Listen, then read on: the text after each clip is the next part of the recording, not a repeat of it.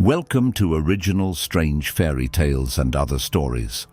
Tonight, we're returning to the original 1812 version of Snow White, as recorded by Brothers Grimm, a story far darker than the one most people remember. This is not a tale of innocence or simple jealousy. It's a story shaped by 19th century German beliefs about mirrors that could speak, forests that existed between worlds, and a queen whose obsession with beauty leads her into something far more disturbing than vanity. A story where a mother may try to consume her own child, where death is not always the end, and where justice is delivered not through mercy, but through fire and iron. To understand it, we have to look beyond the fairy tale and into the fears that created it. Imagine a winter so cold that even the silence feels heavy. A queen sits by a window of ebony wood and pricks her finger, watching as 3 drops of blood fall onto the fresh, unbroken snow. In the 1812 version recorded by Brothers Grimm, this moment is more than a simple image of beauty. It carries the weight of belief.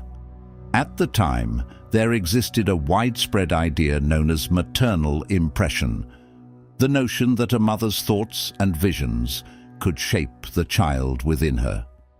So when the queen wishes for a daughter as white as snow, as red as blood, and as black as ebony, it may not be a passive dream, but an act of creation.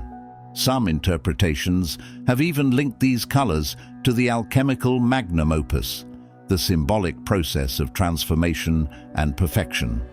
Yet, in this story, perfection is not a blessing. It is the beginning of something far darker. In the earliest telling, the queen who makes this wish is not a distant stepmother, but the child's own mother.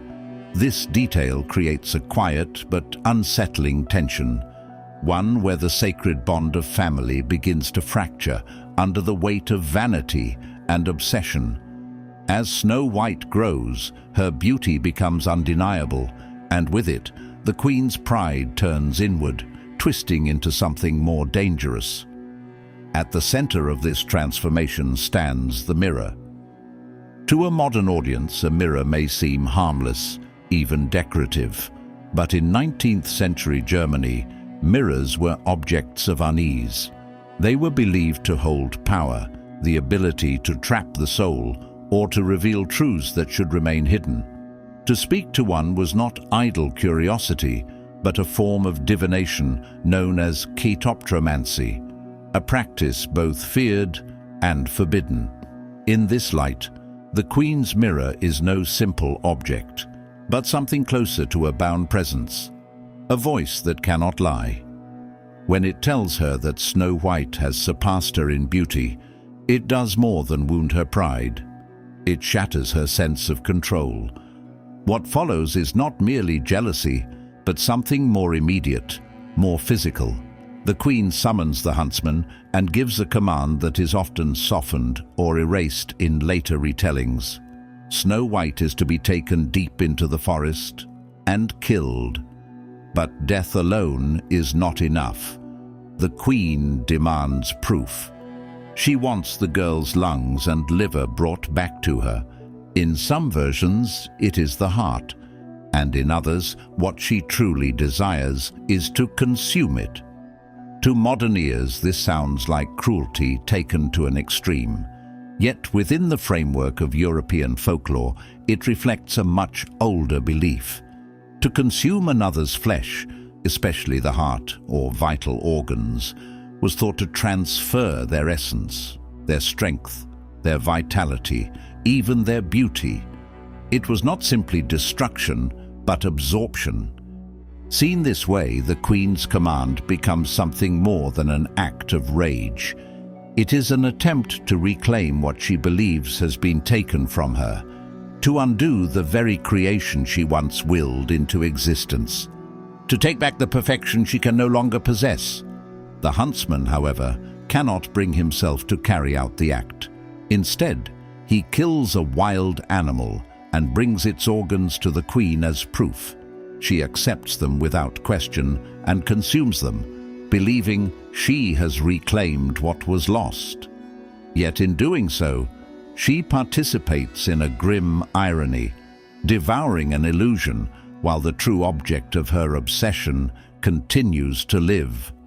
Snow White is left alone in the forest, but this is no ordinary wilderness. To those who first heard the tale, the deep woods were places of uncertainty and fear, thresholds between the known world and something older.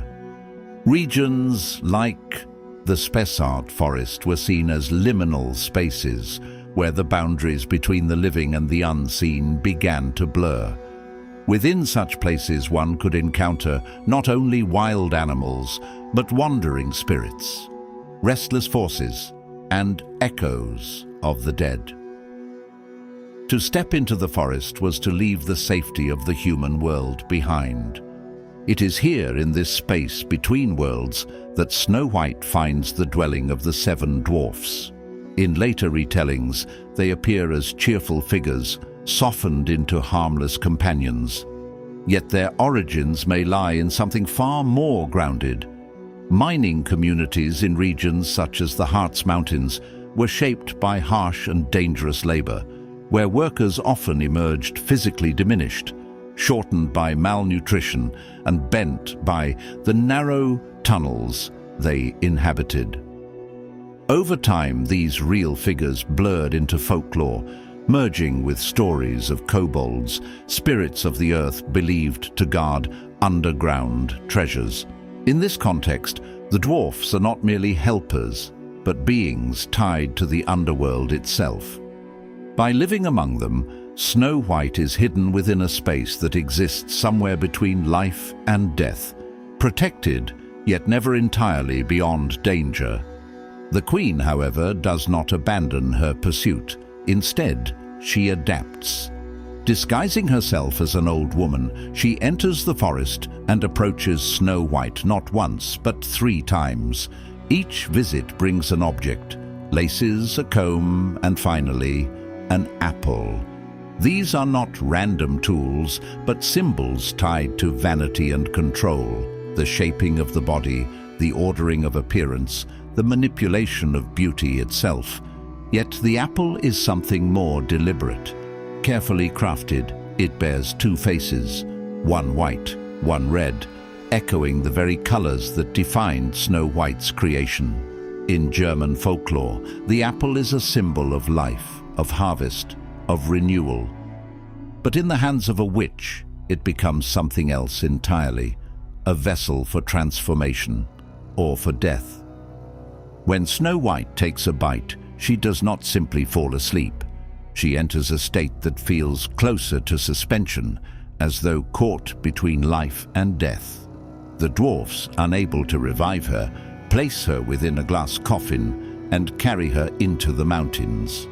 This image, while haunting, reflects a deeper mythological idea.